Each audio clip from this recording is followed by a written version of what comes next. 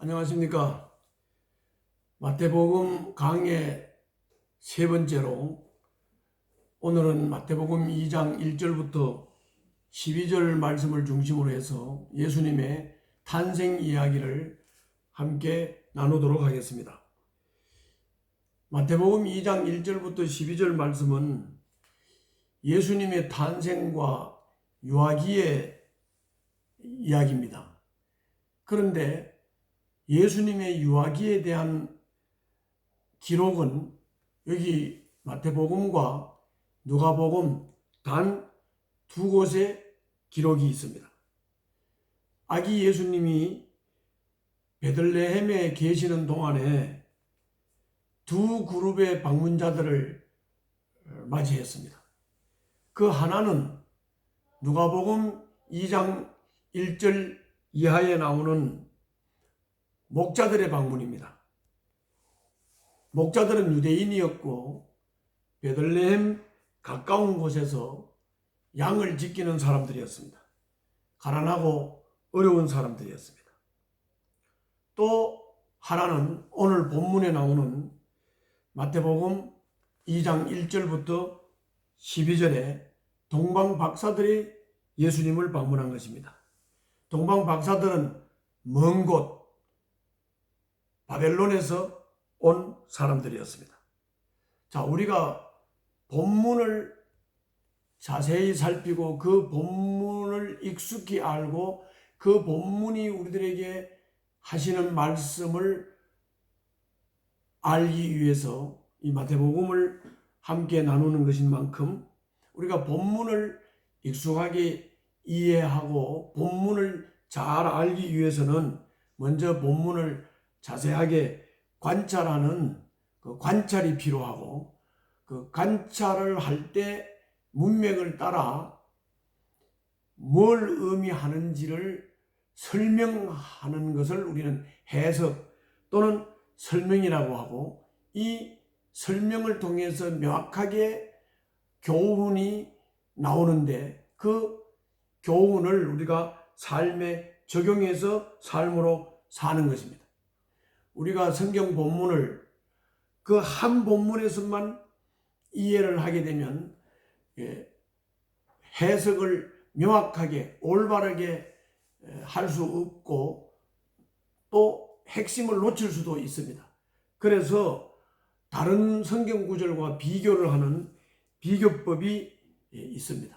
오늘은 마태복음과 누가복음을 비교를 함으로써 더 명확하고 확실하게 해석할 수 있도록 하고자 합니다. 그러면 본문을 한 절 한 절 읽으면서 살펴보도록 하겠습니다.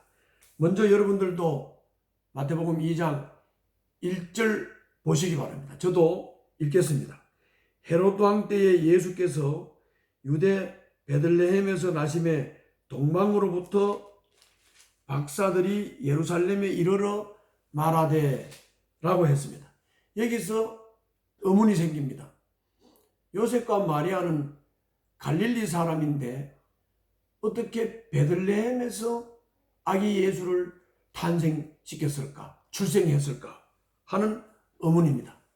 이것은 바로 조금 전에 말씀드린 대로 비교법에 의해서 누가복음과 비교하여 살펴보면 금방 이해가 되는 것입니다. 누가복음 2장 1절부터 16절까지 쭉 보면 누가복음 1장에서 로마의 황제 아구서도가 호구조사령을 내리게 됩니다.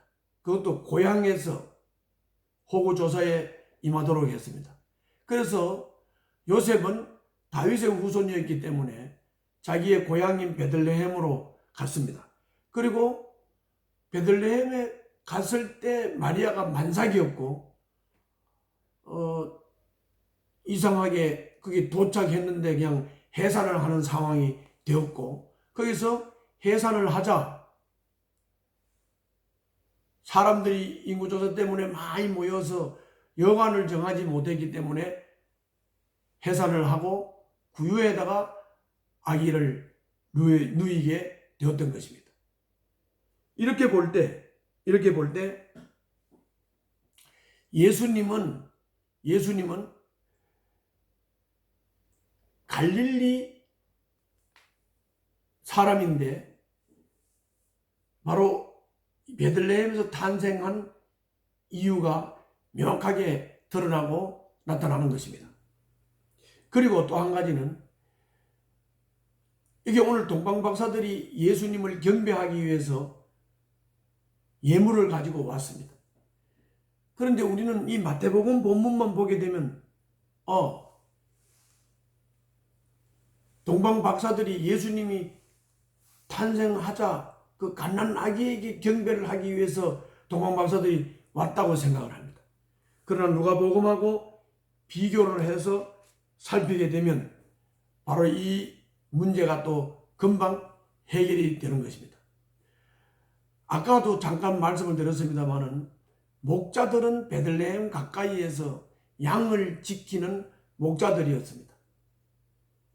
그래서 아기 예수가 탄생하던 날 밤에 한 천사가 나타나서 큰 기쁨의 소식을 전하겠다고 하고 구주가 나셨다고 하고 그리고 예수 그리스도의 탄생을 얘기하고 천군 천사들이 하늘에는 영광 땅에는 평화를 외치면서 하나님을 찬양하는 장면을 보였습니다. 그러므로 이 목자들이 바로 그 아기 예수를 확인하러 가자.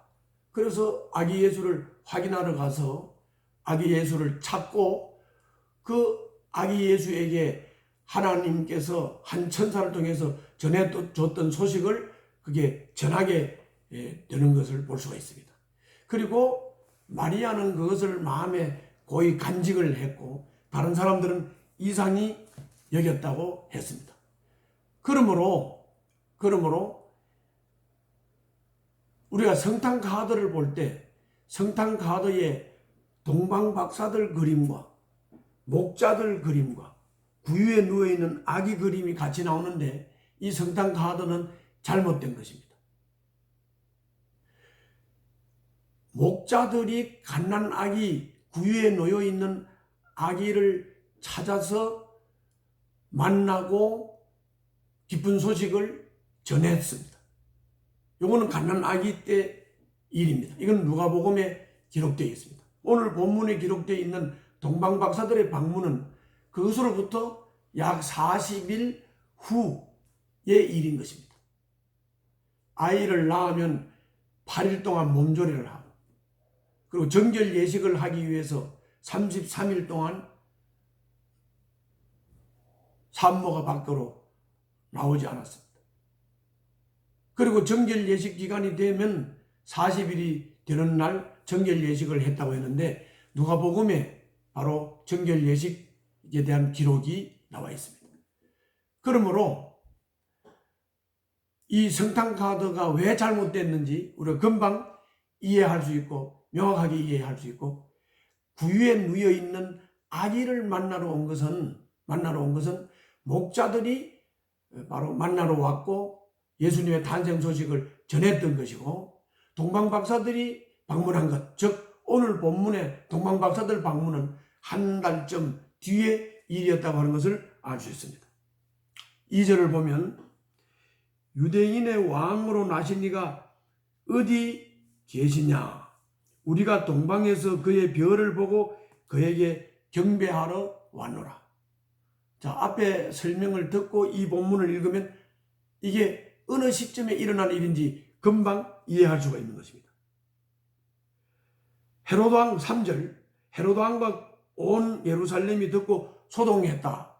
그러니까 동방의 박사들이 와서 여기 유대인의 왕이 났다는데 어디 있느냐고 묻자 헤롯 대왕은 내가 왕인데 유대인의 왕이 났다고 하니까 놀라는 것이고 또 그리고 모든 사람들이 왕이 탄생했다고 하는 것 때문에 혹은 좋은 의미로 혹은 나쁜 의미로 소동을 하게 된 것입니다. 4절을 보면 왕이 모든 대제사장과 백성의 서기관들을 모아 그리스도가 어디서 나겠느냐 물었다 그랬습니다. 헤롯 대왕은 바로 자기 말고 유대인의 왕이 났다고 하니까 도대체 어디에서 유대인의 왕이 낳는지 자세히 알아가지고 이 아이를 아예 일찍 죽여버려서 유대인의 왕이 자기 자리를 탐하지 못하도록 하기 위해서 물어봤던 것입니다.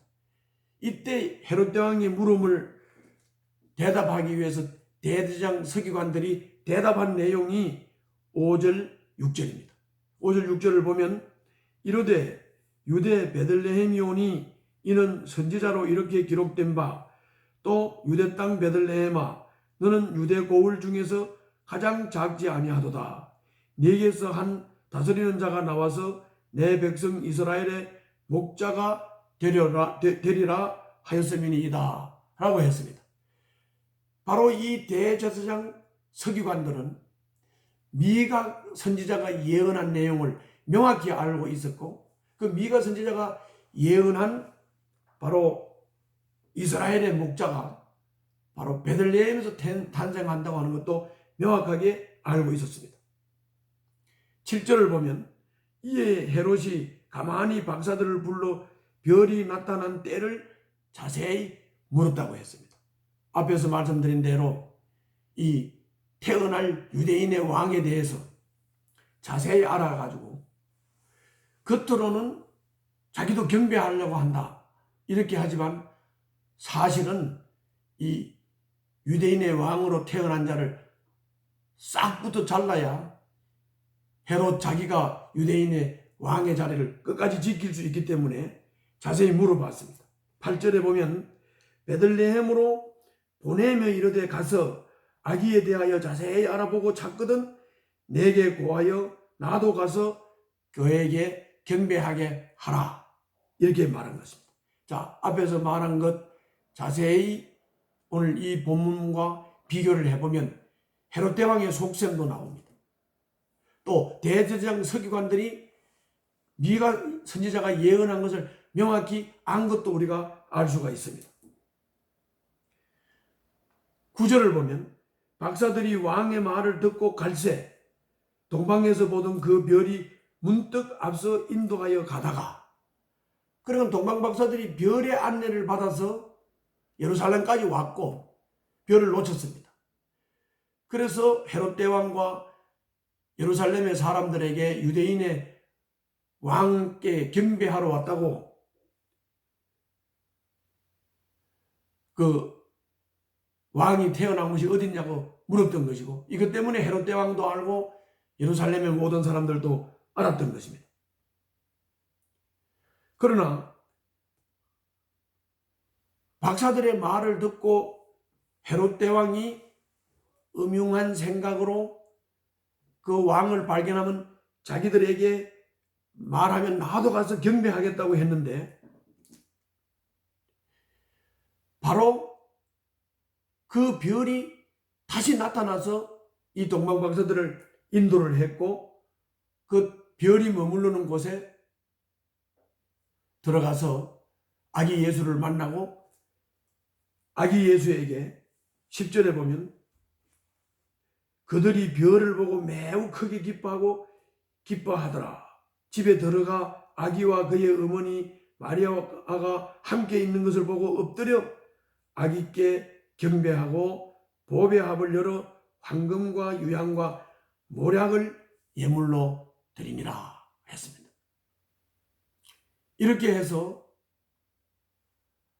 이제 유대인의 왕 그리스도 예수의 탄생을 경배하는 동방박사들의 경배가 끝났습니다. 그런데 꿈에 동방박사들에게 하나님께서 지시를 했습니다. 헤롯에게로 돌아가지 말라고 하는 짓이었습니다. 그래서 동방박사들은 헤롯에게 돌아가지 않고 자기 나라 아까 말씀드린 동방의 바벨론으로 가게 된 것입니다. 왜 동방에서 온 박사들을 보고 바벨론이라고 하느냐 하면 예루살렘의 동쪽 방향으로 바벨론이 있기 때문입니다. 자, 이제 본문의 내용을 자세하게 살폈습니다. 여기서 우리가 교훈받고 깨달을 수 있는 것은 구약의 선지자 미가가 예언한 대로 또 유대 땅 베들레헴아 너는 유대 고을 중에서 가장 작지 아니하니 네게서 한 다스리는 자가 나와서 내 백성 이스라엘의 목자가 되리라. 이게 미가 선지자가 예언한 그대로 베들레헴 땅에 아기 예수 다스리는 자가 태어났다. 그대로 성취되었다는 것입니다. 그러므로 성경 말씀은 사람이 전기를 쓰듯이 소설을 쓰듯이 자기 회고록을 쓰듯이 사람이 자기 머리로 글을 쓴 것이 아니고 하나님의 계시에 의해서 계시된 하나님의 말씀이 그대로 기록된 것이고 그 기록된 하나님의 말씀이기 때문에 바로 그 말씀대로 성취되고 이루어진다는 것을 알 수 있습니다. 그러므로 여러분들도 성경을 볼 때 바로 이 성경 말씀대로 그대로 이루어지고 말씀대로 성취된다고 하는 그런 확신과 믿음을 가지고 성경을 읽고 받아들이시기를 바랍니다. 두 번째 여기서 교훈받을 수 있는 것은 모든 제사장들과 서기관들 얘기입니다. 제사장들과 서기관들은 미가서 5장 2절에 미가 선지자가 예언한 것을 알고 있었습니다. 그리고 그 다스리는 자가 태어날 장소 베들레헴도 알고 있었습니다. 그런데 알고 있고 지식이 있는데도 불구하고 그들은 그것을 믿고 실제적으로 받아들이는 것을 하지 못했습니다. 우리는 하나님의 말씀을 받아들일 때 지식으로 그렇구나 이렇게 받아들이는 것이 아니고 하나님의 말씀을 받아들일 때 실제로 그렇다고 믿음으로 받아들여야 되는 겁니다. 그러므로 하나님의 말씀이 그렇다면 그렇고 아니라면 아니고 가라면 가고 서라고 서는 자세로 하나님의 말씀을 받아야 되는 것입니다. 오늘은 여기까지 하겠습니다. 감사합니다.